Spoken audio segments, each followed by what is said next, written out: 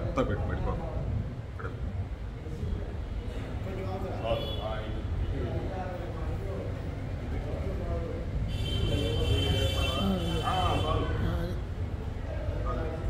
ఏనా దండేసి అన్న. హరే కృష్ణ హరే కృష్ణ కృష్ణ కృష్ణ హరే హరే హరే రామ రామ రామ హరే హరే.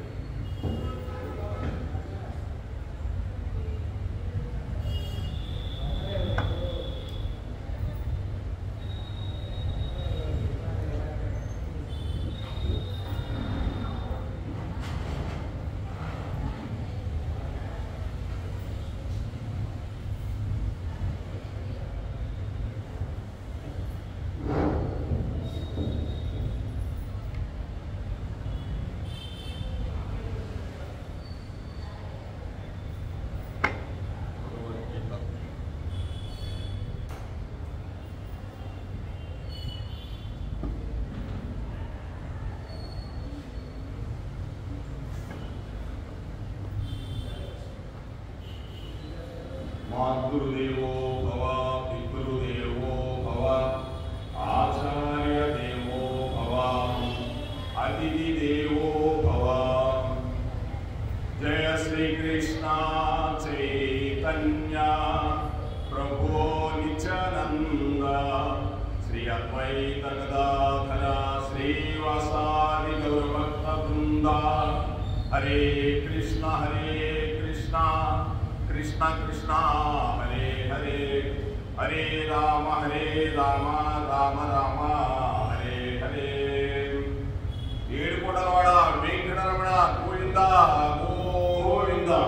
ఆపదపురవాడ ఉదయకాసులవాడ శ్రీనివాస్ గోవింద గోవింద. భూదేవి ఆదివర స్వామి గోవింద. లక్ష్మీనరసింహ స్వామి గోవింద.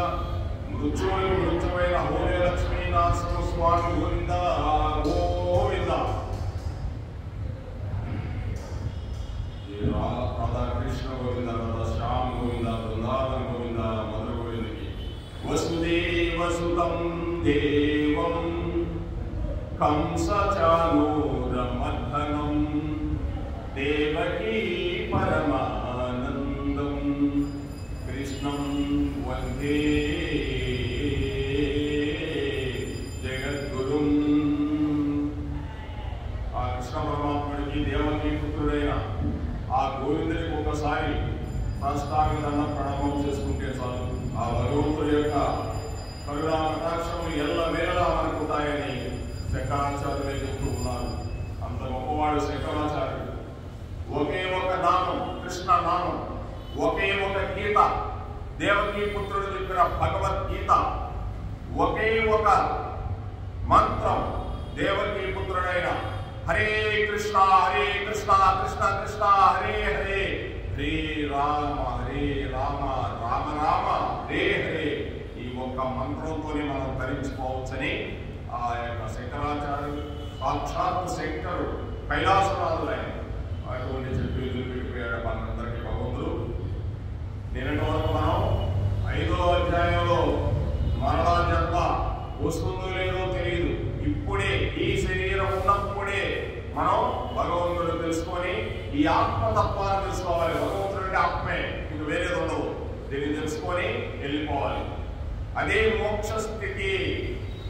ఈ మోక్షం అంటే చనిపోయిన తర్వాత ఉండదు. ఇక్కడే మోక్షము, ఇక్కడే మోక్షం ఉంది. జన్మనిచ్చిన తల్లిదండ్రులకి సేవ చేయడం, గోమాతకి సేవ చేయడం, సర్వజీవులకి ఎంతో కొంత సహాయం చేసి వెళ్ళిపోతా ఉంటాం. ఉన్న దాంట్లోనే కోట్లు ఉంటే కోట్లు సహాయం చేయండి, 10 రూపాయలంటే పైసా చేయండి. భగవంతుడు ఏదే చెప్పింది, పత్రం ఫలం పుష్పం తోయం యోగే భక్త ప్రయచ్చతి.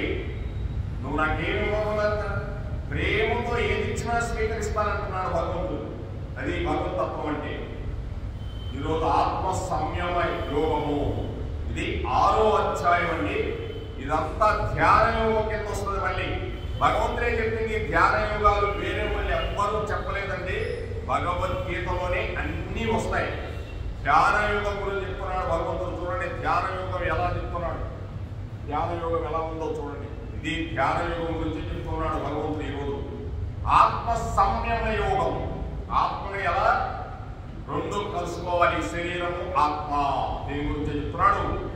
అధ్యాయమునకు ఆత్మ సంయమ యోగము అని పేరు. దీనిని ధ్యాన యోగము అని చెప్పుతూ ఇచ్చట ఆత్మాను పదమునకు శరీరం, ఇంద్రియములు. శరీరం అంటే మనకు కనిపించేది, ఇంద్రియాలంటే ముక్కు, చెవి, నోరు, కన్ను, ఇవన్నీ కూడా తినే పదార్థాలు, ఆ రుచులు, ఇవన్నీ ఇంద్రియాలు అంటారు. చెవితో వింటే అదొక రకంగా ఉంటుంది, నోటితో వింటే అదొక రకంగా ఉంటుంది, కంటితో చూస్తే అదొక రకంగా ఉంటుంది. ఇవన్నీ ఇంద్రియాలు. మనస్సు అదొకటి పెట్టాడు మరలా. చూడండి ఎన్ని పెట్టాడు ఈ శరీరానికి. మనస్సు అదే నడిపించేది మనల్ని. బుద్ధి, మనస్సు, బుద్ధి రెండు కలుసుకుంటాయి. మనసు ఏం చెప్తే అది బుద్ధి చేస్తుంది, కనుక మనసే ఆకారము. ఇవన్నీ ఈ ఆత్మ, ఇవన్నీ కలిసి ఉంటాయండి. ఇవన్నీ అర్థం, ఆత్మతో ఇవన్నీ కలిసి ఉంటాయి. ఆత్మ ఒక్కటే ఉండదు, ఈ శరీరం ఉన్నప్పుడే ఇవన్నీ కలిసి ఉంటాయి. వారి అన్నిటి యొక్క నిగ్రహం ఎట్లు సాధించవలెనో ఆ పద్ధతులని చక్కగా ఈ అధ్యాయం చెప్పాడు. అంటే వీటిని కూడా ఎట్లా మనం నిగ్రహించుకోవాలని చెప్తున్నాడు భగవంతుడు కూడా. దీన్నే ఆత్మ సంయమ యోగము అని పేరు. ఈ ఆత్మ సంయమ యోగంలో భగవంతుడు ఒకటే చెప్తున్నాడు, ఎవరిని వారిని ఉద్ధరించుకోవాలి. ఒకరు వచ్చి ఎవరిని ఉద్ధరించలేరు అర్జున అని చెప్తున్నాడు. నిన్ను నీవే ఉద్ధరించుకోవాలి. ఉద్ధరేదాత్మనాత్మానం ఆత్మానమవసాధయే ఆత్మైవ ఆత్మనో బంధురాత్మైవ రిపురాత్మనగా. ఉద్ధరే ఆత్మనాత్మానం ఆత్మానమవసాధయ ఆత్మైవ ఆత్మనో బంధురాత్మైవ రిపురాత్మనగా.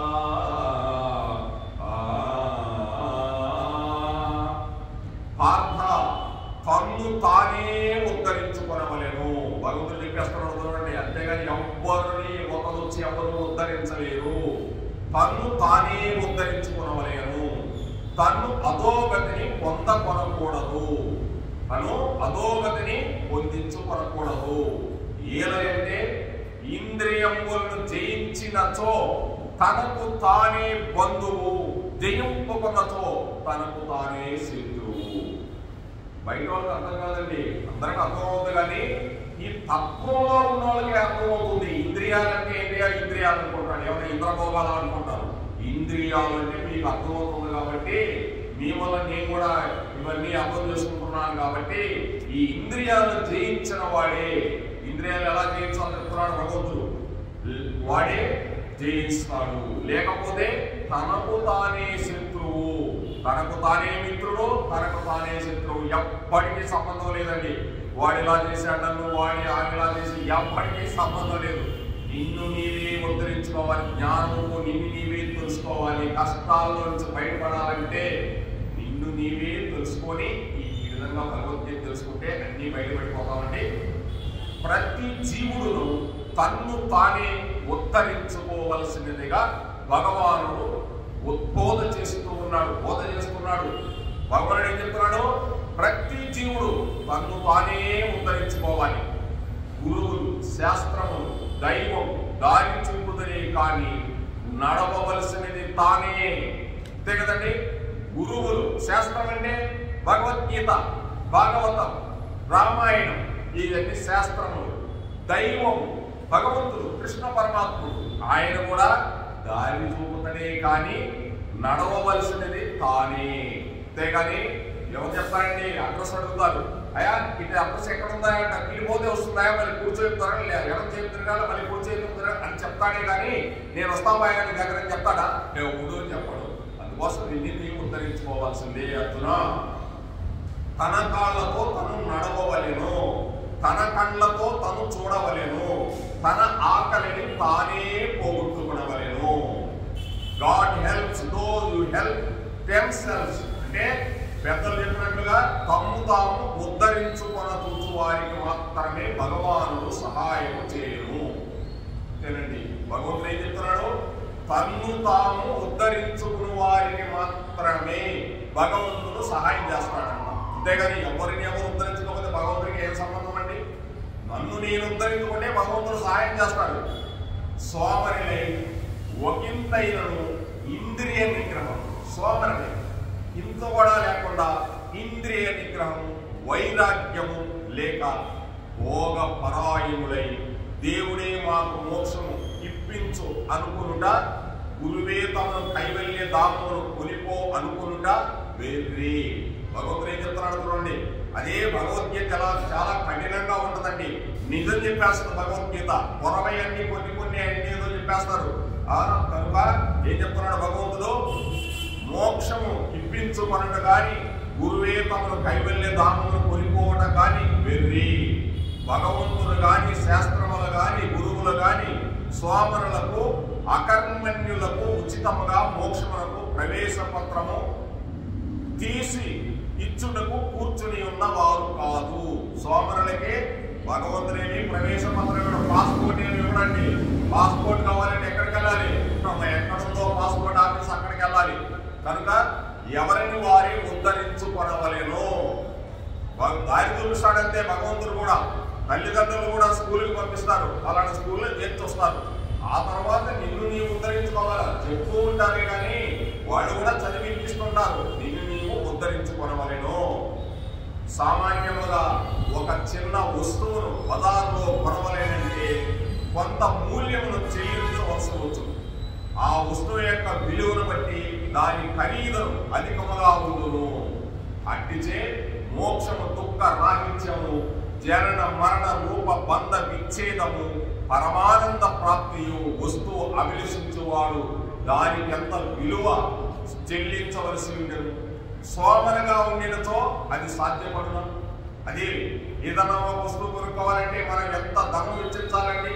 ఆ విధంగా సోమరగా ఉండి ఏమన్నా భగవతత్వం వస్తుందా? నిన్ను నువ్వు తెలుసుకోగలిగినా? తెలుసుకోలేమంటున్నాడు భగవంతుడు. ఎంతయో త్యాగము, ఎంతయో సాధన, ఎంతయో ఇంద్రియ నిగ్రహం కావాలి. దానికి చాలా అవసరం అండి. సాధన అవసరము, త్యాగం అవసరం. త్యాగం కూడా అవసరం అండి. త్యాగం అంటే సామాన్యమైనది కాదు. ఇంద్రియ నిగ్రహం ఇన్ని రకాలుగా ఉంటే గానీ మనిషి ఉద్ధరించుకోలేదు. ఊరికే భగవంతుడే తపస్సు చేసినంత మాత్రాన ఎవరికీ ఏమి దర్శనం కాలేదండి. వాడు ఎన్నో జయించారు. జయించి భగవంతుడిని సాక్షాత్కరించుకున్నారు. తనలో తానే భగవంతుడిని చూశారు. అట్టి ఆధ్యాత్మిక సాధన రూప మూల్యములకు జీవుడు చెల్లించినదే సాక్షాత్ పరమేశ్వరుడు కూడా జీవునికి ఏమీ వసంగదాలడు. అంటే త్యాగము, సాధన ఎంతయో, ఇంద్రియ నిగ్రహము. ఈ ఇంద్రియాలు నిగ్రహించుకోవడం అంటే కన్ను చూస్తూ ఉంది, దాన్ని ఎలా చూడాలో అలాగే చూడాలి. చెవి వినాలంటే ఏది వినాలో అదే వినాలి. అంతేగాని ఏది పడితే అది నెగ్గించుకున్నామనుకో అదే తపంలో ఉంటుంది. ఏది తినాలో అదే తినాలి. ఇవే ఇంద్రియ నిగ్రహాలంటే. ఎంత మాట్లాడాలో అంత మాట్లాడాలి. ఇవన్నీ నిగ్రహించుకోవాలని చెప్తున్నాడు.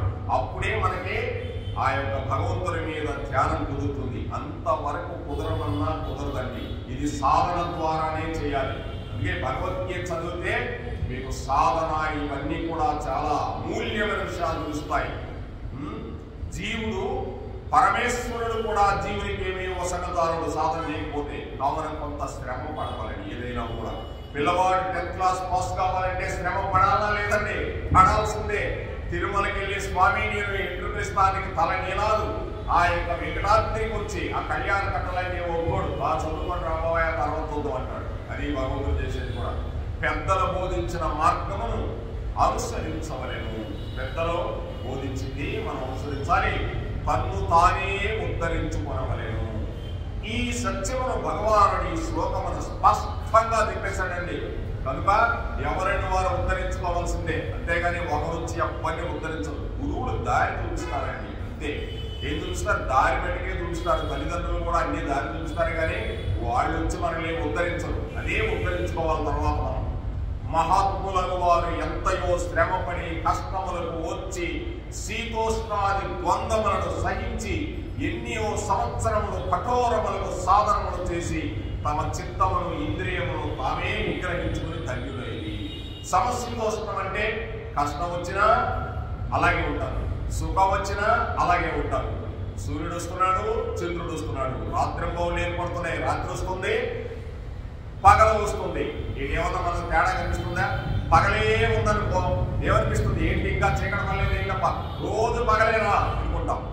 అంతేనండి. అందుకే కష్టం రావాలి, సుఖం రావాలి. అంతేగాని కష్టం రాకుండా సుఖం రాదండి. సుఖం వచ్చిన వెంటనే కష్టం కూడా వస్తుంది. రెండింటికి మనం సమశీతోష్ణంగా ఉండాలని భగవంతుడు చెప్తున్నాడు, పెద్దలు చెప్తున్నారు. అట్లే తక్కిన వారు కూడా ప్రయత్నపూర్వకముగా తమ చిత్తమును తామే వైరాగ్య బోధ ఇతరుల ద్వారా శుద్ధపరచుకోవాలి. దేహాన్ని శుద్ధపరచుకోవాలి. అట్లు శుద్ధపడిన మనస్సే జనులకు సంసారము నుండి గోతి నుండి పైకి తీయగలదు. ఎప్పుడైతే మనం ఈ వైరాగ్య బోధన పద్ధతుల ద్వారా శుద్ధపరచుకుంటామో ఈ మనసుని, ఆ మనసే ఈ జనులను సంసారము అనే గోతిలో నుండి పైకి తీసుకొస్తుంది. గురువు శిష్యులకు ఉపదేశించుట సంప్రదాయము పాలించుట కొరకే కానీ అసలు చేయవలసిన పని అంతయు శిష్యుని చేతుల్లో ఉన్నదని వశిష్ఠ మునీంద్రుడు శ్రీరామచంద్రుడికి చెప్పి ఉన్నాడు. ఏం చెప్పి ఉన్నాడండి? శిష్యులకు ఉపదేశించుట సంప్రదాయము పాలించుట కొరకే కానీ అసలు చేయవలసిన పని అంతయు శిష్యుని చేతులనే ఉందంట. వశిష్ఠుడంతటోడు శ్రీరామచంద్రుడు ఉపదేశం చేశాడు. మనుషుడు తన రోగమును తానే మందు తిని ఎట్లు నయం చేసుకుంటున్నాడో, తన ఆకలిని తానే అన్నము భుజించి ఎట్లు తీర్చుకుంటున్నాడో, అట్లే భవ రోగ పీడితుడకు జీవుడు తానే స్వయముగా సాధన చేసి తరించవలెను. అందుకే ఉద్ధరేదాత్మనాత్మానం. ఏమి పదాలండి భగవంతుడి? ఉద్ధరే ఆత్మ ఆత్మానం.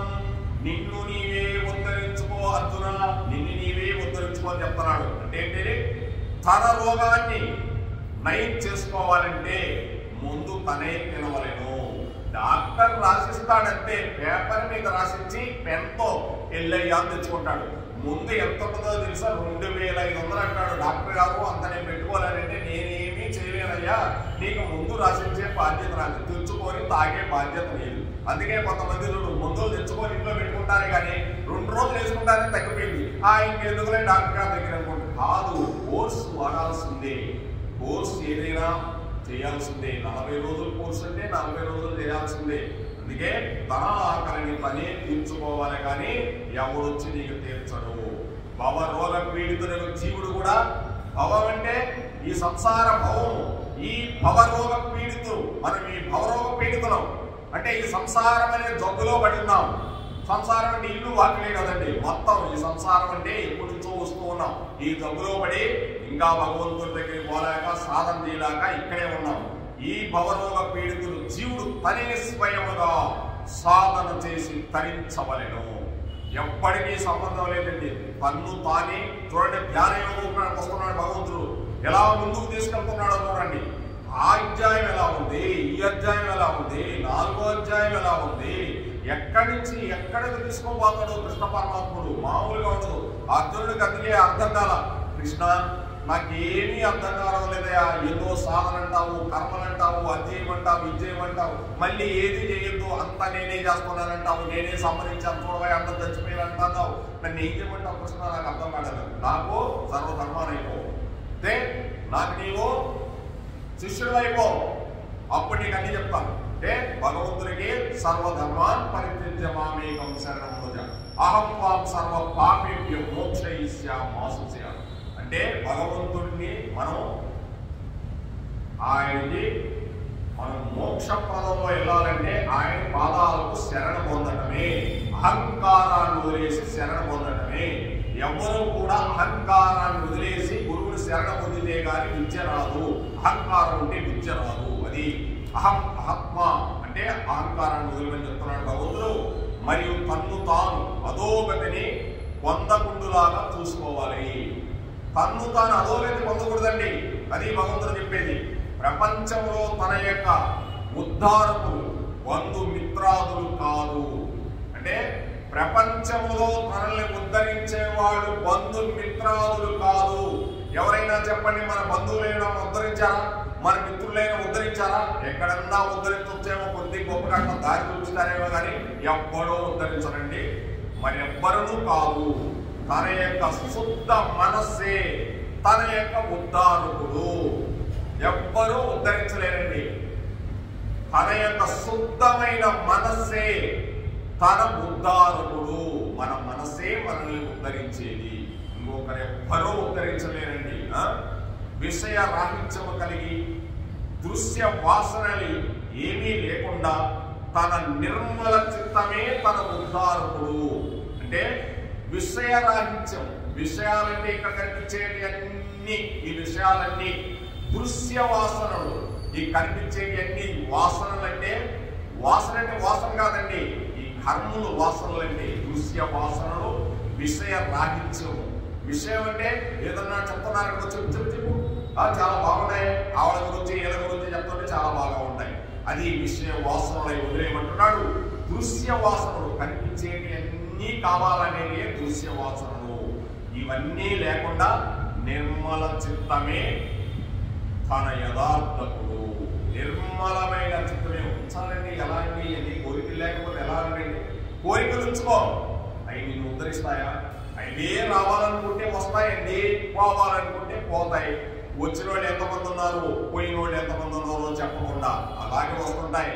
నువ్వు ఏదన్నా చేసుంటే అవే వస్తాయి, లేకపోతే అవే పోతా ఉంటాయి. అంతే. నువ్వు ఏదైనా చేయాల్సిందే, దానము ధర్మము చేయవలసినదే, చేయకుండా నీకేమీ రాదు, చేస్తేనే వస్తుంది. అది కూడా భగవంతుని పేరు చెప్పి చేయాలండి. భగవంతుని పేరు చెప్పి ఏంటంటే మనకి నిష్కామ కర్మం, మనకు సంబంధం లేదు, అది స్టాండర్డ్ గా ఉంచుతాడు భగవంతుడు మిమ్మల్ని. అది భగవంతత్వం అంటే. అట్లే తన యొక్క మలిన మనస్సే తనకు పతనమును కలుగు చేయనుది. అది మన శత్రువు. మనసే మిత్రుడు, మనస్సే మనకు శత్రువు. మలినమైపోయిందనుకో మనస్సు, ఎలా అయిపోతాయంటే అదే విషయ వాసనలు. విషయ వాసనలు దృశ్య పదార్థములు. మనసు మలినమైపోతుంది. ఆ మనసును మలినం చేసుకోకుండా ఉంటే అదే నీకు బంధువు అవుతుంది. వశమందు లేనిచో అవి ఏ శత్రువుని. మనసుని వశం లేకపోతే అదే శత్రువుడు. చాలా కష్టం అండి, ఇదే సామాన్యమైన విషయం కాదు. అందుకే ధ్యాన యోగంలో తీసుకెళ్తున్నాడు, ధ్యాన యోగంలో తీసుకెళ్తున్నాడు భగవంతుడు. ధ్యాన యోగం ఇప్పుడు అవసరం లేదండి, కానీ కలియుగ ధర్మం ఏంటంటే హరినామ స్మరణ ఒక్కటే. స్మరణ చేస్తూ ఉంటే చాలు. ఆ స్మరణలోనే ధ్యానం. మనస్సుని కేంద్రీకరిస్తే ధ్యానం. హరే కృష్ణ అన్నప్పుడు ఎక్కడ చూడకూడదు, ఇలాగే చేసిన ఒక్క మాలైన కళ్ళు మూసుకొని ధ్యానంలో హరే కృష్ణ అంటే కృష్ణుడు కనిపించాలి కింద నుంచి పైదాకా. ఆ పట్టు పీతాంబరం కట్టుకొని, ఆ పిల్లల గురు పట్టుకొని, ఆ భగవంతుడు కిరీటం పెట్టుకొని, నెమల పిచ్చ పెట్టుకొని, కస్తూరి తిలకం పెట్టుకొని, ఆ మంచి బొగ్గలు వేసుకొని, పెద్ద పెద్ద కళ్ళు, సంపంగి లాంటి ముక్కు, చిన్ని చిన్ని పెదాలు, ఆ భగవంతుడు చూస్తూ ఉంటే హరే కృష్ణ, హరే రామ అంటే అదే రూపంలో ఆ కోదండం పట్టుకొని మంచి కిరీటం పెట్టుకొని చిరునవ్వుతో నవ్వుతూ ఉంటాడు భగవంతుడు. ఆ రామచంద్రుడు సామాన్యంగా ఉన్నాడు, కృష్ణుడేమో 3 వంకర్లు తిరుగుంటాడు, రాముడేమో స్ట్రైట్ గా ఉంటాడు. ఆ కృష్ణుడే ఈ రాముడు, ఈ రాముడే కృష్ణుడు. హరే కృష్ణ హరే రామ అంటే అలా కనిపించాలి. అంతే ధ్యానం అంటేనండి. అదే ధ్యానంలో చూస్తే నిజంగా కృష్ణుడు కనిపించినట్టే. అలా మనసుతో చూడగలిగితే ధ్యానమే. అది భగవంతుడు చెప్పేది. వశవంతు లేకపోతే అవే శత్రువులు. ఈ మనసు అనేది వశం చేసుకోలేకపోతే అది శత్రువు. అది పరిగెడుతూ ఉంటుందండి, ఎక్కడికంటే అక్కడ పరిగెడుతుంటాయి. ఆగమన్నా ఆగదండి. మనస్సు గాలి కంటే గొప్పదని. గాలి పీల్చాలంటే చాలా టైం పడుతుంది. ఇంకో చూడగా ఈ చెట్టులో నుంచి దుమారం చేయాలంటే ఈ చెట్టు పడుతుంది, మళ్ళీ ఈ చెట్టు పోయి ఆ చెట్టు పడుతుంది. లేదు, మనస్సు అలా కాదు, వెంటనే కృష్ణ పరమాత్ముడికి భూలోకాన్ని వెళ్ళిపోవచ్చు. అది మనస్సే గొప్పది. అన్నిటికంటే అదే శత్రువు, అదే నీ మిత్రుడు. రెండింటిలో తెలుసుకోవచ్చున. ఈ సత్యమనే భగవానుడి శ్లోకమునందు రాబో శ్లోకమునందు నిరూపించుచున్నాడు భగవానుడు. సామాన్యంగా ప్రతి వాడికి మనసునందు 2 భాగములు ఉంటాయి. ఒకటి మంచి భాగము మరియు రెండవది చెడ్డ భాగము. ఒకటి ధర్మము వైపు ఈడుస్తున్నది, మరి ఒకటి అధర్మము వైపు ఈడుస్తున్నదండి. నేను కూడా ఈడ్చుకుంటా పోతుంటా, ధర్మం వైపు అధర్మం వైపు ఎవరినైనా ఈడ్చుకుపోతుంటదండి. ఇదే సామాన్యమైనది కాదు. ఈ మనస్సే అన్నిటికీ మూల కారణము. వీనిలో మొదటి దానిచే రెండవ దానిని ప్రయత్నపూర్వకంగా ఓడించి దానిని ధర్మము వైపు తిప్పుకొనవలెను. అధర్మాన్ని ఓడించి దాన్ని కూడా ధర్మం వైపు తిప్పుకోవాలంటే, పిల్లవాడు ఏదో చేస్తున్నాడు, వాడు ఏదో ఒక రూపంలో చెప్పి నాయన అలా చేయాలి, ఇలా చేయి, అలా చేయాలి, ఇలా చేయి, రోజు చెప్తా ఉంటమే. చెప్పగా నీదేం పోతే వినకపోతే 1000 సార్లు చెప్పు, వింటాడు ఏదో ఒక రోజు. వింటాడంతే, రోజు చెప్తున్నాడు విని తప్ప అని వింటాడు. అదే మనసు, అదే ధర్మము. ఆ ధర్మాన్ని కూడా మనం అలా మంచిగా తీసుకొచ్చుకోవాలి. కానీ అది మాట ఉన్నది, సామాన్యమైనది కాదు. ఎంతసేపు పట్టుకోమంటది, ఎలాగలగా లాగించుకోవాలి దాన్ని అని చెప్తున్నాడు భగవంతుడు. ఇది పురుష ప్రయత్నం చేతే సాధ్యపడును. ఈ ప్రకారముగా తన్ను తాను ఉద్ధరించుకొనవలెను. బంధువు తన యందే కలడు, శత్రువు తన యందే కలడు. శుద్ధ చిత్తమే బంధువు, శుద్ధమైన చిత్తం అదే బంధువు. వశీకృత మనస్సే బంధువు. ఈ మనసుని వశీకృతం చేసుకుంటే అదే మనస్సు. దానిని ఆశ్రయించవలెను. అది జీవునికి మహో ఉపకారము చేయగలదు. ఈ యొక్క మలిన చిత్తము, అవశీకృత మనసు తనకు శత్రువు. ఈ మలినమైన చిత్తం ఏంటి? మనకి శత్రువు. అది తనకు మహోపకారము చేయగలదు. బాహ్య శత్రువు, బాహ్య శత్రువు మహోపకారం చేస్తుంది. బాహ్య శత్రువు ఈ జన్మయందు మాత్రము హింసింపగలడు. అంతఃశత్రువులు మలిన చిత్తము జన్మ జన్మాంతరము జీవుని వెంబడించి బాధించును. భగవంతుడు చెప్తున్నాడు చూడండి. ఈ బాహ్య శత్రువు అనేది ఈ జన్మయందు మాత్రమే హింసింపబడుతుంది. బాహ్య శత్రువు అంటే కనిపించే శత్రువు ఈ జన్మయందే మనమే హింసింపబడుతుందండి. అంతఃశత్రువు అంటే లోనుండే మలినమైన చిత్తము జన్మ జన్మాంతరము జీవుని వెంబడించి బాధించును. ఎవరైనా ఈ బయట శత్రువు ఉన్నాడు మనకి, ఈ జన్మలో బాధిస్తాడేమో. అంతఃశత్రువు ఉన్నాడు, వాడే అంతఃశత్రువు అంటే ఎవరు? మనస్సే. వాడే జన్మ జన్మాంతరాలకు బాధిస్తూ ఉంటాడు చేసినవన్నీ బట్టి. కావున అంతఃశత్రువును ప్రయత్నము చేయి మొట్టమొదట తొలగించుకుని పరమశాంతిని పొందవలేను భగవంతుడు చెప్తూ ఉన్నాడు.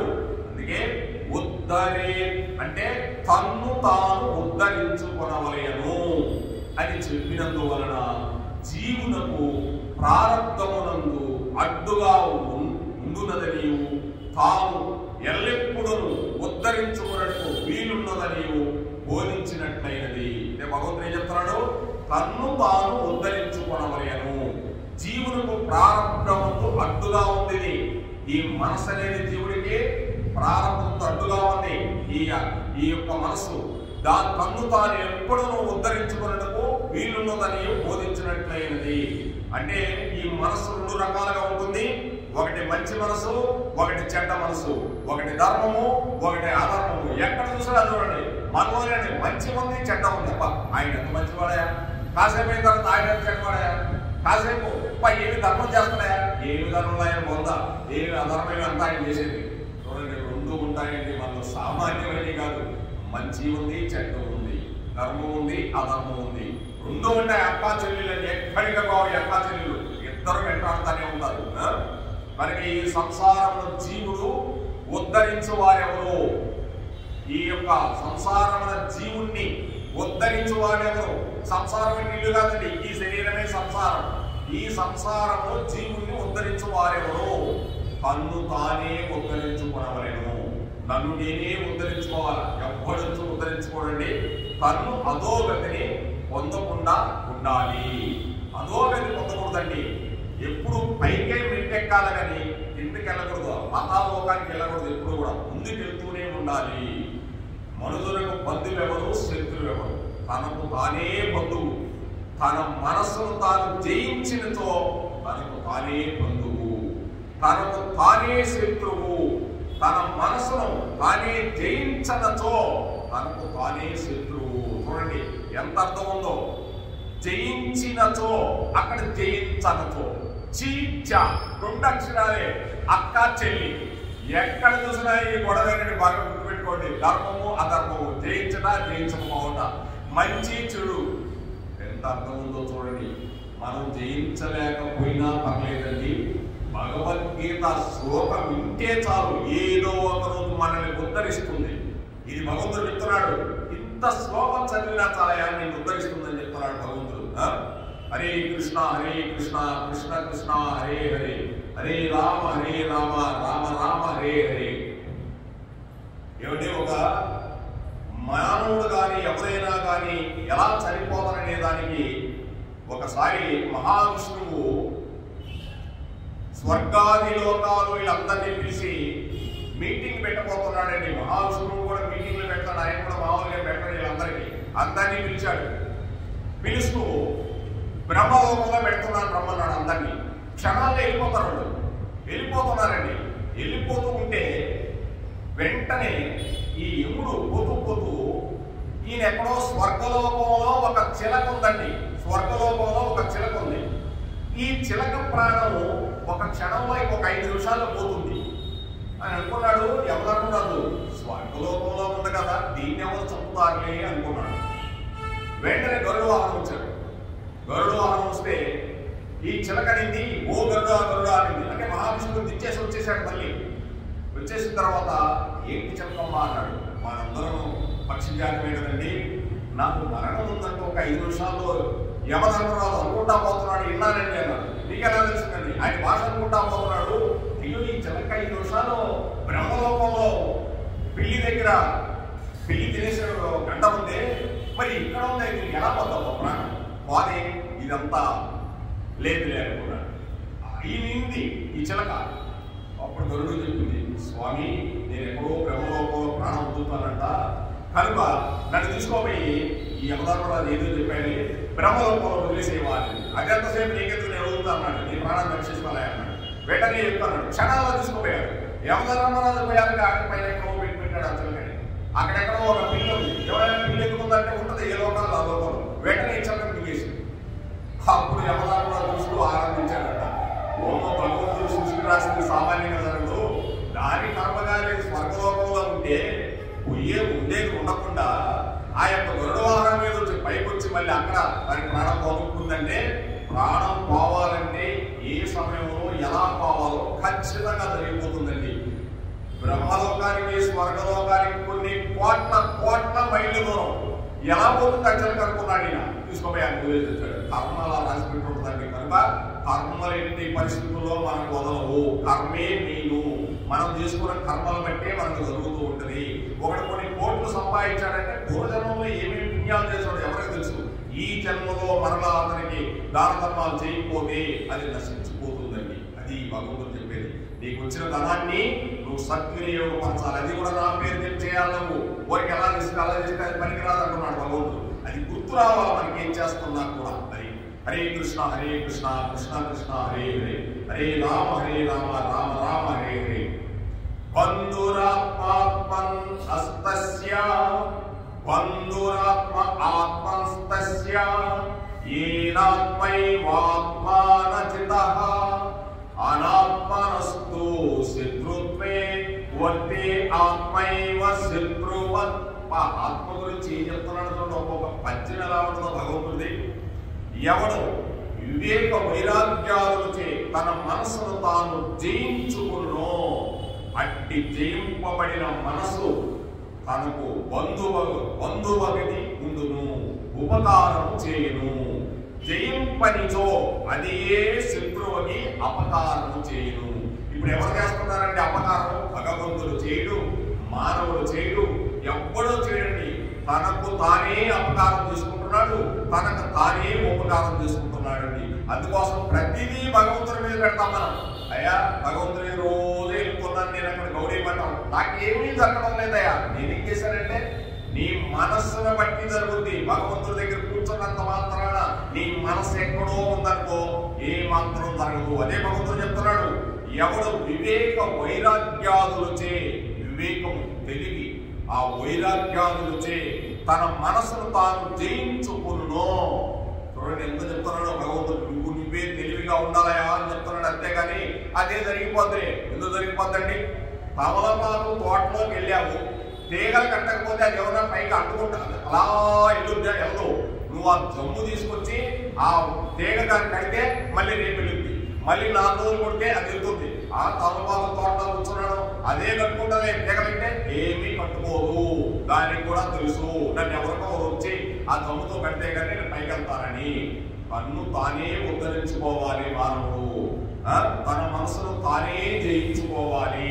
అట్టి జయింపబడిన మనసు తనకు బంధువుగా ఉండును, ఉపకారం చేయును. అంటే మనమే ఉపకారం చేసుకోవాలండి. భగవంతుడు ఏమీ చేయడు. భగవంతుడు చూస్తూ తెలుసుకుంటాడు అంతే. అంటే తెలివి. అందుకే భగవద్గీత అనేది మాన్యువల్. దీన్ని చూసే మనం నడుచుకోవాలి. దొంగతనం చేశాడంటే నేను జైలు పెట్టాను నన్ను, నాకు తెలియదండి దొంగతనం చేయాలంటే. దొంగతనం చేసేది నీకు తెలియదు, అది తెలుసుకోవాలా. చిన్నప్పుడు అమ్మ నాన్న చెప్పలేదా? చెప్పారు, కానీ నువ్వు దాని మీద బుద్ధి ఉంది నీకు. అందుకోసం నిన్ను నువ్వు తెలుసుకో. ఈ విధంగా తెలుసుకుంటే మనం ఏం చేయాలో, ఏం చేయకూడదు, ఏం తినాలో, ఏం తినకూడదు, నీ ఆరోగ్యం ఎలా ఉండాలో అన్నీ భగవద్గీతలో ఉంటాయండి. అందుకే గౌరీ మఠం వాళ్ళు కానీ ఇస్కాన్ వాళ్ళు చూడండి, ఎనబెట్టాడు తిన్న వాళ్ళు ఏ టైంలో ఎంత తింటారో అంతే తింటారు, మరణాలు ఎంత తినాలో అంతే తింటారు, ఎంత నిద్రపోవాలో అంతే నిద్రపోతారు వాళ్ళు. అందుకే శరీరం అలా హాయిగా కూర్చొని ఉన్నారు. హరే కృష్ణ హరే రామ. ఈ విధంగా నిన్ను నీవే జయించుకోవాలి, లేకపోతే నీవే శత్రువై నువ్వే అపకారం చేసుకుంటావు. నీవే శత్రువై నీకు నీవే అపకారం చేసుకుంటున్నావు అర్జున, అది తెలుసుకో. చూడండి ఒక అర్జునుడు యుద్ధం చేయాలంటే ఏం చెప్తున్నాడు చూడండి. నువ్వు యుద్ధం చేయకపోతే నీకే అపకారము, నువ్వు యుద్ధం చేస్తే నీకు ఉపకారము. ఈ రెండింటిలో ఏం చేసుకుంటా చేసుకోపోవాయి అన్నాడు. అర్జునుడు ఏమన్నాడు? నన్ను సంహరించినా పర్లేదు కృష్ణ, నా ఎదురుగా కనిపించే దుర్యోధనాది మిత్రులు కానీ వాళ్ళు వచ్చి నన్ను ఇక్కడ సంహరించినా కూడా నాకు ఆనందమే, కనుక నేను యుద్ధం చేయనన్నాడు. అంటే అజ్ఞానం బాగా పెరిగిపోయి ఉంది అర్జునుడికి కాదండి, నాలాంటి వాడికి అజ్ఞానం బాగా పెరిగిపోయి ఉంది. కాబట్టి భగవంతుడు అర్జునుడు ద్వారా భగవద్గీత చెప్తున్నాడు. దుర్యోధనాలను సంహరించడం అంటే నేను సంహరించను, వాళ్ళు వచ్చి నన్ను సంహరించినా పర్లేదు అంటున్నాడు. అంటే అజ్ఞానము. ఈ విధంగా ఉపకారాన్ని నువ్వే, అపకారము నీవే. ఈ క్రింది శ్లోకములతో సూక్ష్మముగా తెలిపిన అంశమనే ఇచ్చిన విశదముగా తెలుపుతున్నాడు.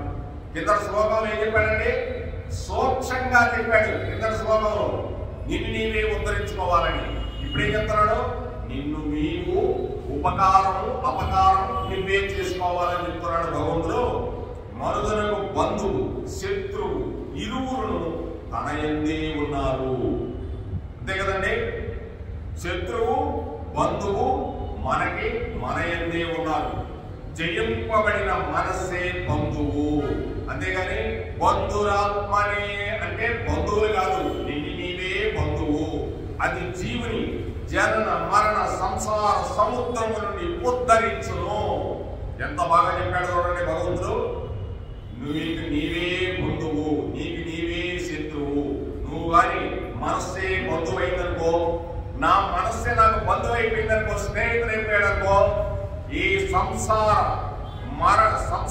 జనన మరణ సాగర సముద్రము నుండి ఉద్ధరించబడతావు. ఎన్ని రకాలుగా చెప్పాడు చూడండి. జీవుని జనన పుట్టుట, మరణించుట, సంసార ఈ సంసారమనే సముద్రము నుండి ఉద్ధరించదు. ఎన్ని రకాలుగా చెప్పడుతున్నావు చూడండి. పుట్టుట, చనిపోవట, ఇక్కడ సంసారం చేయట, ఈ సముద్రంలో పడుట, ఇవన్నీ నుంచే నిన్ను నీవే ఉద్ధరించుకుంటావు. అంటే మనస్సు నీ బంధువైందనుకో ఇక తిరుగులేదు నీకు. ఆ మనస్సేనండి అన్నిటికీ మహాశత్రువు. అది మామూలు కాదు. శాంతిని కలుగు చేయును. శాంతి అప్పుడు వస్తుందండి శాంతి. నాకు శాంతి లేదు, నాకు శాంతి లేదు, శాంతి లేదు. ఎక్కడి నుంచి వస్తుంది శాంతి? శాంతి కావాలంటే నీ మనస్సు వశం చేసుకోవాలి. ఎంత కష్టం అంటే మనసు వశం చేసుకోవాలంటే మహామహులు కూడా ఎగిరిపోయారు. మనసుని మహా మేధావులే కాదు, మహా సన్యాసులు కూడా ఎగిరిపోయారు. విశ్వామిత్రుడు అందరూ కూడా ఎగిరిపోయారు. ఎవరి రంభా ఊర్వశి మేనకు వచ్చిందిగా, ఆ మేనకం చూసి విశ్వామిత్రుడు పటాపంచలు అయిపోయాడు. నేను చేసిన ఈ తపస్సు అంతా ఏమైపోయింది? ఒక స్త్రీ కోసం చేశానా, మళ్ళీ పోతా అని తపస్సు మళ్ళీ మనసుని కేంద్రీకరించాడు. కేంద్రీకరిస్తే మళ్ళీ పరమేశ్వరుడు ప్రత్యక్షమయ్యాడు. ఏం కావాలన్నాడు? వశిష్ఠుడు ఎంతటి వాడయ్యాడు అంతటి వాడిని నేను కావాలన్నాడు. చేశాడు వరం. అంటే ఇన్ని వేల సంవత్సరాలు తపస్సు చేశాడు ఆయన. మళ్ళీ మనస్సు అటువంటిదండి, ఏమైనా చేస్తుంది మనస్సు. ఆ మనస్సును కట్టడి చేసిన వాడే భగవతత్వాన్ని శాంతి పొందుతాడు. అంతవరకు శాంతి జగత్తులో లేదు. నేను ఎదురుగా కనిపించిన ఆయనకి శాంతి ఉండదు. నిన్ని నీ ఉద్ధరించుకోవాలా. అంతేనండి, బుద్ధుడు చెప్పింది అదే. నీవే ఎదురుగా ఉంటే కృష్ణ నాకు మళ్ళీ ఎందుకయ్యా బదరేకన్నాడు. నీలో చాలా క్రౌర్యము, నువ్వు రాజు రకంగా ఎన్నో చేస్తున్నావు. అవన్నీ పోవాలంటే ధ్యానంలో నీ ఆత్మను నీవే, నీ మనసును ఉద్ధరించుకొని నాలో కలుసుకోవాలి. అర్జును ఓ ఉత్తవా కనుక బదరేపో అంటాడు నారాయణుడు. అలా ఉంటదండి. కృష్ణుడు ఎదురుగా కనిపించడానికి కుదరదు మనకి. నీ మనసుని కేంద్రీకరించుకోవాలి. ఈ విధంగా చెప్తున్నాడు భగవంతుడు. సచ్చిదానంద ఆత్మస్థితిని పొందింపచేసుకోవాలి. నువ్వు సచ్చిదానంద ఆత్మస్థితి.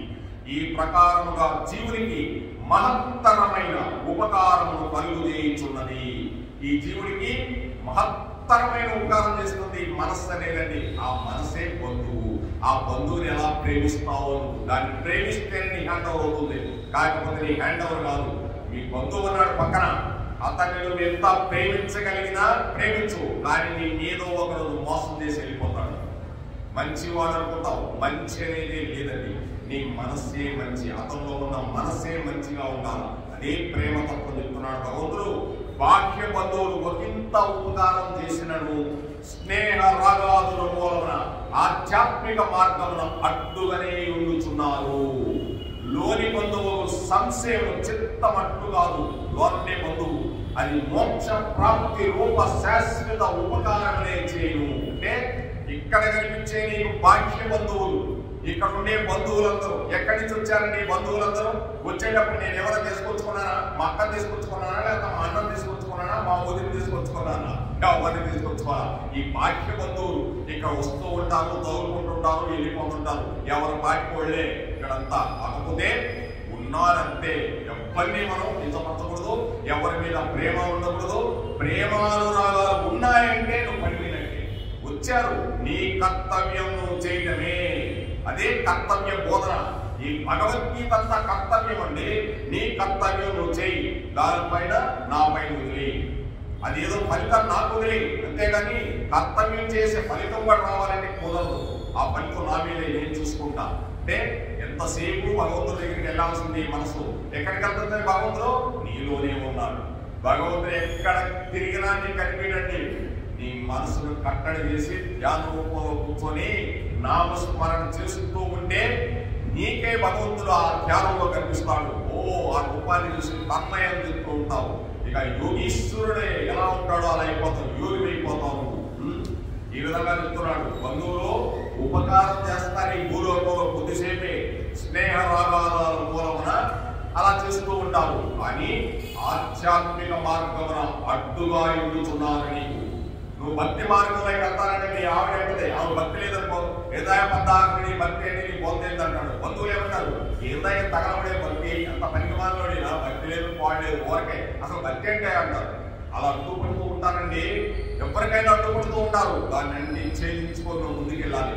ఒకప్పుడు వాళ్ళే తెలుసుకుంటారు నిజమైన భక్తి మార్గంలో వెళ్ళాడు కాబట్టి ఆయన ఆనందంగా వెళ్ళాడు. మనం ఇక్కడ ఉద్దిష్టంలో పడున్నాం, మనం అజ్ఞానులై ఉన్నాం అనుకుంటారు. వెళ్ళి బాగా గుర్తుపెట్టుకోండి, ఒకప్పుడు నిన్ను అన్నవాళ్లే ఆ చెయ్యి వెనక తీసుకుంటారు. భక్తి అలా ఉంటుందండి. కృష్ణ భక్తి అంటే సామాన్యమైనది కాదు. నిన్ను వెంటాడుతూనే ఉంటాడు భగవంతుడు. కృష్ణాని నామం చెప్తే చాలు నీ వెంటే తిరుగుతానన్నాడు భగవంతుడు.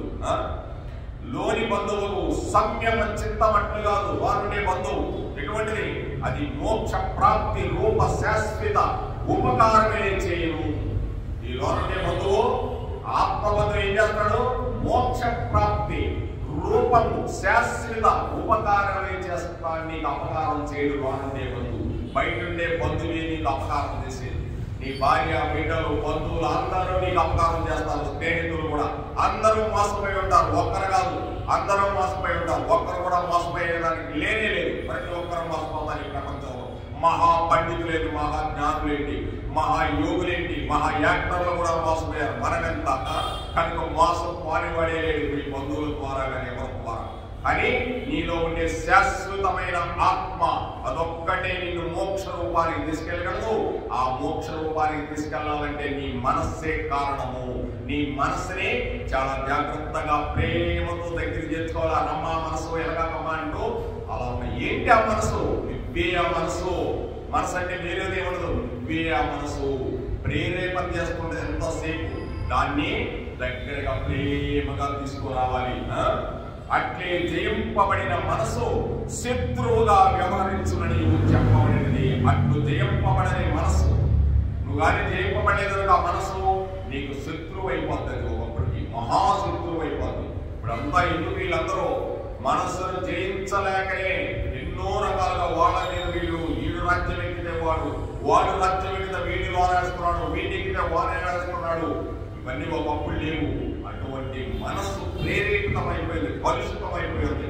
తిన్న ఆహారాన్ని బట్టి, తిరిగే వాతావరణాన్ని బట్టి ఈ మనస్సు అలా ప్రేరణ జరుగుతూ ఉంటుందండి. అందుకే ఇటువంటి ప్రశాంతమైన కృష్ణాలయానికి వస్తే ఆ మనస్సు కూడా అలా భగవతత్వానికి వెళ్ళిపోయి మనస్సు ప్రేమతత్వంలో ఉండిపోతుంది. అది ఎలా అంటే జీవుని భావ అరణ్యమును త్రోసివేసి కామ క్రోధాది ఘోర జంతువులకు బలి వసంగి జన్మ జన్మాంతరమతని నాశనమనొచ్చును. అంటే ఈ జీవుని భవారణ్యము, అరణ్యం అంటే అరణ్యం కాదండి, భవ అంటే ఇది ఈ కనిపించే ఈ భూత భవిష్యత్తు ఇదంతా ఈ కనిపించేదే అరణ్యము. దీంట్లో త్రోసివేసేస్తుంది మనస్సు. కామం, కోరికలు, క్రోధము, ఘోర జంతువులకు బలి వసంగి జన్మ జన్మాంతరమతని నాశనమనొచ్చును. అంటే జంతువులంటే ఘోర జంతువులు కాదండి, మనలో ఉండే కామ క్రోధాది ఘోర జంతువులు. ఆ రెండు, కామము కోరికలు. కామం అంటే మామూలు కామం కాదు, కోరికలు. క్రోధం అంటే కోపం. ఈ రెండే జంతువులకు బలి చేస్తుంది మనల్ని. ఈ జంతువులు రెండు సామాన్యమైనవి కాదు ఈ జంతువులు. కనుక జన్మ జన్మాంతరమతని నాశనం వచ్చేస్తుంది. ఒక్క జన్మ కాదండి, కొన్ని కోట్ల జన్మలకు అధంపోకానికి వెళ్ళిపోతాం. అంటే ఏంటి ఇక్కడ కోపం వచ్చినప్పుడు ఎవరిని ఎలా పడితే అలా మాట్లాడేస్తాం. తల్లి లేదు, తండ్రి లేదు, గురువు లేదు, ఎవరో లేదు, ఏది పడితేనే ఆ మాటలే నిన్ను పరమ ద్వారానికి తీసుకెళ్ళిపోతాయి, ఘోర అరణ్యానికి తీసుకెళ్ళిపోతాయి. అందుకే మాటే చాలా గొప్పదండి.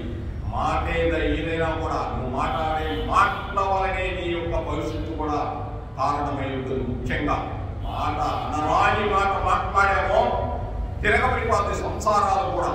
అనరాని మాట మాట్లాడితే తిరగబడిపోతాయి సంసారాలు కూడా. ఇక మళ్ళీ ఎక్కడ పోతామో కూడా తెలియదు, అలా ఉంటుందండి. అనరాని మాట మంచి మాట మాట్లాడేమో ఎలా వెళ్ళిపోతామో చూడండి, అలా ఉంటుంది. కావున జీవుడు ప్రయత్నపూర్వకంగా వివేకాదులు చే తన మనస్సును జయించుకోవాలి. ఇక్కడ చెప్తున్నాడండి భగవంతుడు, నీ వివేకముతో నీ తెలివితో ఈ మనస్సును జయించుకోవయ్యా అర్జున అని చెప్తున్నాడండి. శత్రువును మిత్రుడిగా మార్చుకుని అటువంటి శత్రువుడుగా మిత్రుడిగా మార్చుకోగలగాలి. బంధువుగా ఉనర్చుకుని అతని ద్వారా ముక్తిధామమునకు చేరి సుఖించవలెను. అందుకు బంధురాత్మ ఆత్మనై అంటే బంధువు అంటే బంధువులు కాదు, ఈ మనస్సుని ఏం చేయాలి? మిత్రుడుగా మార్చుకోవాలి. ఈ శత్రువేనండి మనస్సు సామాన్యమైన శత్రువు కాదు, వాడి మిత్రుడుగా మార్చుకుని బంధువుగా తీసుకుని అతని ద్వారా ముక్తి మార్గానికి దారి నువ్వు వెళ్ళిపోవాలి. ఆనందంగా పరమశాంతి పొందుతామని భగవంతుడు చెప్తున్నాడు. అనుదాని ఆత్మ భగవంతుడు చెప్తున్నాడు. ఆత్మ అంటే అనుదానికి అర్థం కేవలం మనస్సునే కాదు, ఇంద్రియములు, శరీరము అని కూడా చెప్పవలేదు. ఆత్మ అంటే అర్థం కేవలం మనస్సునే కాదండి, ఇంద్రియాలు కూడా ఉంటాయి. ఆ మనసే ఇంద్రియాలు, శరీరము ఇవన్నీ కూడా చెప్తూ ఉన్నాడు. ఆత్మనాజిత అని చెప్పడం వలన మనస్సును తానే తాను జయించుకొనవలెనని స్పష్టమవుతున్నది. ఆత్మనాజిత అంటే మనస్సును తానే జయించుకోవాలి. ఒకరు ఎవ్వరూ జయించలేరండి. తల్లి జయించలేదు, తండ్రి జయించలేడు. శరీరాన్ని ఇస్తారంటే దాన్ని జయించే బాధ్యత నీదే. గురువుల ద్వారా గాని, భగవంతుల ద్వారా గాని, పెద్దల ద్వారా గాని విని నువ్వు ఆ దారిని ప్రయత్నంగా వెళ్ళాలి. కానీ వాళ్ళు వచ్చి నిన్ను ఎక్కడికి సాగనప్పుడు నిన్ను రైల్వే స్టేషన్ దాకా ఎక్కిస్తారు, లేకపోతే విమానం దాకా వస్తారు. ఆ వారం కూడా రాని నిన్ను బయట నిలబెడతారు. అక్కడి నుంచి అద్దాల్లో నుంచి నువ్వు చెప్పేసి వెళ్ళిపోవాలా, నిన్ను నీవే ఉద్ధరించుకొని వెళ్ళిపోవాలా అని చెప్తున్నాడు. మనుషులకు బంధువు ఎవరు? తనచే స్వాధీనపరుచుకునబడిన తన మనస్సే తనకు బంధువు. ఎవరండి బంధువు? మనుషులకు బంధువు ఎవరు? తనచే స్వాధీనపరుచుకున్న మనస్సే తనకు బంధువు. అందుకే ధ్యానం చేస్తాయా, ధ్యానం చేస్తావా? ఏమని ధ్యానం చేస్తావు? కీరీ తెలుసుకోకుండా ధ్యానం చేస్తే ఏమీ రాదు. కొత్తగా పోయి కూర్చోవయ్యా ధ్యానం అంటే ఏం చూస్తాడైనా ధ్యానంలో ఈ కీరీ తెలుసుకోవాలి. ఓ ఇలా ఉంటుందా, ఇంత ఉందన్నమాట. కూర్చుంటా ఇక ధ్యానానికి. ఎందుకు గడిపేడు? భగవంతుడు నాలోనే ఉన్నాడు, ఎక్కడ గోడలో లేడు, బొమ్మలో లేడు, నాలోనే ఉన్నాడు. ఆ ఆత్మ ఏంటో చూస్తా భగవంతుడి అంటే అప్పుడు నీకు ఖచ్చితంగా ఇస్తాడు భగవంతుడు ఖచ్చితంగా. ఏమీ తెలుసుకోకుండా చేస్తే ధ్యానంలో కూడా నీకేం తెలియదు, మనసు ఎటో వెళ్ళిపోతుంది. ఆ మనస్సు కోసమే ధ్యానం చేసేది. ముందు తీరి తెలుసుకోవాలి ఎవరైనా కూడా. శత్రువు ఎవడో అట్లు తనచే జయింపబడిన తన మనసే తనకు శత్రువు. తనసే జయింపబడని తన మనస్సే. ఈ మనస్సును ఎవడైతే జయించలేడో వాడికి వాడే శత్రువు. ఈ మనస్సును ఎవడైతే జయించుతాడో వాడికి వాడే మిత్రుడు. అంటే నీలోనే ఉంది, తెలుసుకో. నువ్వు ఎక్కడా తిరగొద్దు, నీలోనే ఉంది. ఈ శరీరంలోనే ఉన్న మొత్తం ఈ జగత్తంతా భగవతత్వం అంతా నీలోనే ఉంది. తెలుసుకుంటే బయటపడతావు, తెలియకపోతే అతపాతానికి వెళ్ళిపోతావు. అర్జున, ఏం కావాలో చేసుకో. యుద్ధం చేసుకుంటావా, ఇంటికి పోతావా, నీ ఇష్టం అన్నాడు. యుద్ధం ఏం చేస్తాను కృష్ణ, నువ్వేం చెప్తే చేస్తాను. ఇంత చెప్పిన తర్వాత ఇంకా యుద్ధం చేయకపోవడం ఏంటి, వీళ్ళందరినీ సంహరించేస్తానన్నాడు. కానీ పద అన్నాడు. చూసావా, 18 అధ్యాయాలు చెప్తే కానీ అర్జునుడికి ఎక్కడ. మరి సామాన్య విషయం కూడా ఒక చిన్న విషయం తెలుసుకోవాలంటే సామాన్య విషయం కాదండి. కొన్ని కోట్ల జన్మల నుంచి ఈ వాసనలు పేరుకుపోయి ఉంటాయి కనుక ఆ వాసనలన్నీ తగ్గించేయాలంటే భగవంతుడే, దానికి మనస్సే. ఈ మనస్సు ద్వారానే నువ్వు జయిస్తావే కానీ వేరే ద్వారా జయించవు. ఈ మనసే జ్ఞానం. ఈ జ్ఞానం వస్తే ఈ పేరుకుపోయిన ఈ యొక్క కట్టెలనే ఈ సమిధల్ని, ఈ కర్మలు పేరుకుపోయి ఉంటాయి. ఈ జ్ఞానంతో చంపేస్తావు, మొత్తాన్ని భస్మీపట్టణం చేయగలిగి వచ్చున అంతవరకు నువ్వు చేయలేమంటాడు భగవంతుడు. ఈ విధంగా భగవంతుడు ఈ యొక్క మనస్సు, ఆత్మ వీటి గురించి చెప్తూ ఉన్నాడండి. చితాత్మనక ప్రశాంతస్య పరమాత్మ సమాహితః శీతోష్ణ సుఖ దుఃఖేషు తథా మానవమానయోః. మనస్సును జయించిన వాడును పరమశాంతితో కూడిన వాడు అగు మనుషులకి శీతోష్ణ సుఖ దుఃఖాదులందు అట్లే మానవులందు పరమాత్మానుభవం చెక్కు చెదరనికేయుండును. లేక వానికి శీతోష్ణాదులతో మనస్సు లెస్సగా ఆత్మానుభవం అందే ఉండును. అంటే భగవంతుడు ఏం చెప్తున్నాడు ఇక్కడ, మనస్సును జయించిన వాడును పరమశాంతితో కూడిన వాడు అగు మనుషులకి శీతోష్ణ సుఖ దుఃఖాదులందును అట్లే మానవులందును పరమాత్మానుభవం చెక్కు చెదరకనే ఉండను. అంటే ఈ యొక్క మనసును జయించిన వాడికి, పరమశాంతితో ఉండేవాడికి ఈ యొక్క సుఖ దుఃఖాలు సమశీతోష్ణం, చలి వేడి ఏముండవు.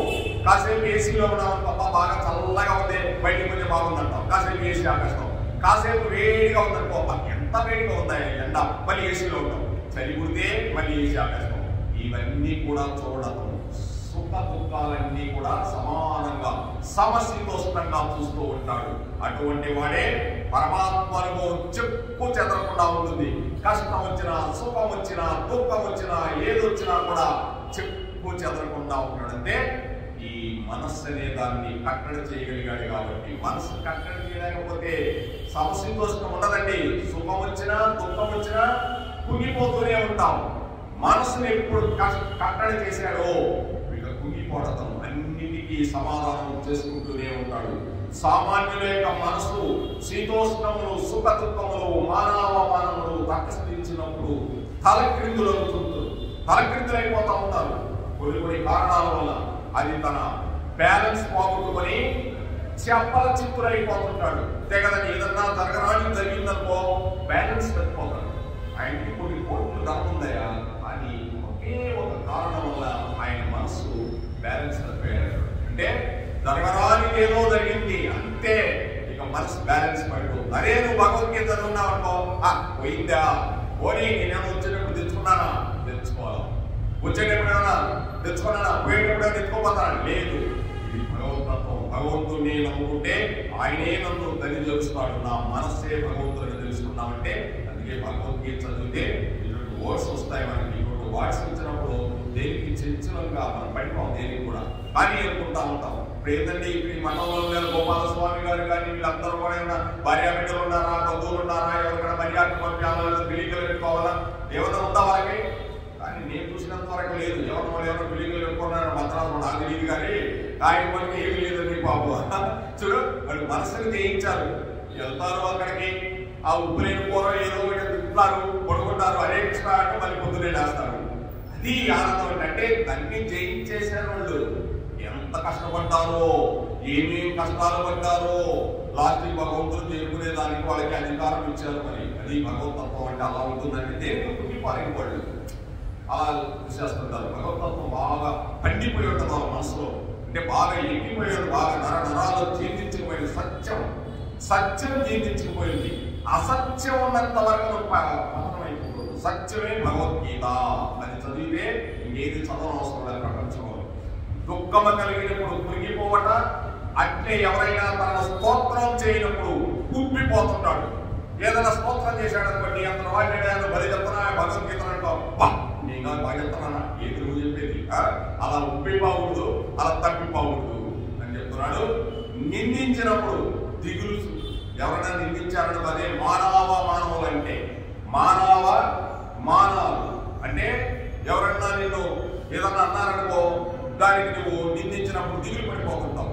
ఈ ప్రకారంగా అజ్ఞానుడు జీవుడు ద్వంద్వములకు దాసుడై, ద్వంద్వాలయన్ని తిరిగి దాసుడై వారి చెప్పు చేతలలో వెలుగుచు వారి దయాదాక్షణ్యములపై బ్రతుకుతున్నాడు. ఇక్కడ ఏముందండి, అంత ఎవరో కాదు, మన మనస్సే దానికి. ఎవడంతా నిందించితే కాస్త కురిగిపోతాం. బాగా నేను పైకి తీసుకెళ్ళాడు, స్తోత్రం చేశాడు, పొంగిపోతాం. ఈ రెండు లేకుండా సమంగా చూసుకుంటున్నాడు అనుకోండి, ఆయన నిందించినా ఆయన బాగుండు, ఆయన స్తోత్రం చేసినా బాగుండు. నన్ను నిందిస్తేనే స్తోత్రం చేయకపోతే నాకు ఆ భగవంతుడు కనిపిస్తే చాలా కృష్ణ నేను చేసిన పాపకర్మలన్నీ వాళ్ళ సంగతి దేవుడు, కానీ వాళ్ళు ఉత్తరించేవాళ్ళు చాలా మంది ఉన్నారు అని చెప్పి అలాగే చూస్తూ ఉంటారు. ఋషులు, యోగులు వీళ్ళందరూ కూడా మన కోసమే వచ్చారండి, అంతేగాని వాళ్ళ స్వార్థం కోసం రాలా. భగవతత్వాన్ని తెలుసుకోండి, భగవంతుడు ఐక్యం కాండి అని వాళ్ళు వచ్చిందని. ఈ విధంగా భగవంతుడు చెప్తున్నాడు, వారి దయాదాక్షణలపై బ్రతుకుతుంటాడు. కనుకొని ఒక్క క్షణకాలమైన అతని చిత్తము నిలబడలేక శాంతి నొందకుండా ఉంది. కానీ మనస్సును ఇంద్రియములను జయించిన వారి స్థితి అట్లుండదు. ఈ మనస్సు ఇంద్రియాలు జయించిన వారి స్థితి అట్లా ఉండదండి. అట్టి ఎన్ని ద్వంద్వములు ప్రకటించినప్పటికీ అతని చిత్తము నిశ్చలముగాను ప్రశాంతముగాను ఉన్నదై పరమాత్మ యందే నిలకడ చెందియుడునని వచింపబడి ఉన్నది. చూడండి, కొంతమంది రాజ్యం పోతే నా రాజ్యం పోయిన వాళ్ళు అన్నారు. చూడు ఎలా దిగులు పడిపోయి చనిపోయిన ఉన్నారండి మహామహులు కూడాను. శ్రీకృష్ణ దేవరాయలు అంతటప్పుడు కూడా మహానుభావుడు, సామాన్యుడు కాదు. కృష్ణ పరమాత్ముడు ఆయనకి యుద్ధానికి వెళ్తూ ఉంటే రేపు యుద్ధానికి బయలుదేరుతాడు. ఆయన బయలుదేరి ఎవ్వరితో మాట్లాడేవాడు కదా. ఆ రోజు రాత్రి ధ్యానంలో ఉండేవాడు, నిజంగా ధ్యానంలో ఉండేవాడు అంటండి. కరెక్ట్గా ధ్యానంలో ఉండి ఆయన పులికి దేశానికి కృష్ణుడు కనిపించేవాడు. కృష్ణుడు కనిపించి విజయోస్తు అనేవాడంట భగవంతుడు. వెంటనే పొద్దునే బయలుదేరేవాడు, ఆయనే ముందు నడిచేవాడు కత్తి పెట్టుకొని. ఒకే ఒక సమయంలో ఆయన కొండవెట్టి జయించాలనే ఉద్దేశంతో ధ్యానంలో ఉండి ఆ రోజు రాత్రి అలా శయనించాడంట. వెంటనే కృష్ణుడు వచ్చాడంట. చేతిలో వెన్న ముద్ద, చెంగల్లో పూదండ, బంగారు మలత్రాడు, పట్టు దట్టీలు, సంధ్య తాయెత్తులను సరిమూపు గజ్జలు చెంది కృష్ణ నీకు చేరుకుడు అలా కనిపించాడు. చేతిలో వెన్న ముద్ద పెట్టుకొని, చట్టి మీద చేపెట్టుకొని, పులుగు వేసుకొని, రింగులు రింగులు చుట్టేసుకొని నవ్వుతూ స్వామి ఒక కాలేలా ఒక కాలేట పెట్టుకొని ఏ ఒంటి మీద నూరు పోగు లేకుండా చిన్న పిల్లవాడే కనిపించాడంట. అటువంటి రూపాన్ని చూసింది కృష్ణదేవరాయలే. ఈ కలియుగంలో మళ్ళీ ఎవరూ చూడలేదండి. ఆ రూపం చూస్తే దాని ముందునే లేచేలా కనిపించాడంటే మన దగ్గర కృష్ణుడు లేడు కదా, ఆ రూపం ఇప్పుడు తయారు చేయలేదు కదా మనం. మరి అప్పుడు చూసినా కృష్ణుడు రూపాలు ఉంటాయి ఆయన దగ్గర. దానికి పోయినప్పుడు ముందు ఆయన కృష్ణుడు బయలుదేరుతాడు. ఆ రూపం లేదే ఎలా అనుకుంటున్నాడు. సరే కానీ పోదాం అన్నాడు. ఈ పద్యాన్ని చెప్పింది కూడా దూర్జుకి మహాకవి ఇలా కనిపించాడని నాకు చెప్పంటే ఈ పద్యం ఆయన కలిగాడు. ఆ పద్యం పలిగితే ఇప్పుడు ఆ వెన్నముద్దర వేణుగోపాల స్వామి మనకి చెంగిస్ ఖాన్ ప్యాంట్ దగ్గర ఇక్కడ దగ్గరలోనే ఉన్నాడండి, కొండవీటిలో ఉన్నాడు. ఆ కృష్ణుడే ఉదయగిరిలో బయటపడ్డాడు. ఆయనకి ఉదయగిరిలో పొలం దున్నుతూ ఉంటే ఇక్కడ కృష్ణదేవరాయలు కొండవీటిని జయించితే కృష్ణుని అక్కడ ప్రతిష్ఠింపజేయాలి. అక్కడి నుంచి కబురు వచ్చింది, వేగాలతో వచ్చారు. అయ్యా నల్లగా విద్యుత్తు కృష్ణుడు బయటపడ్డాడయా, లో నుంచి భూమిలో నుంచి అన్నాడు. నాకు కలలో కనిపించిన కృష్ణుడు 6 నెలల కింద కనిపించాడు రా, ఆయన తీసుకురాడు రా పరమాత్ముడు అన్నాడు. తీసుకొచ్చి కొండవేటి కొండ కింద ఆయన ప్రతిష్ఠింప చేశారు. చిన్ని కృష్ణుడిని మీరు ఇల్లు చూస్తే యశోదమ్మ ఇంట్లో ఉన్న కృష్ణుడే అక్కడ ఉన్నాడండి, ఎక్కడా లేడు.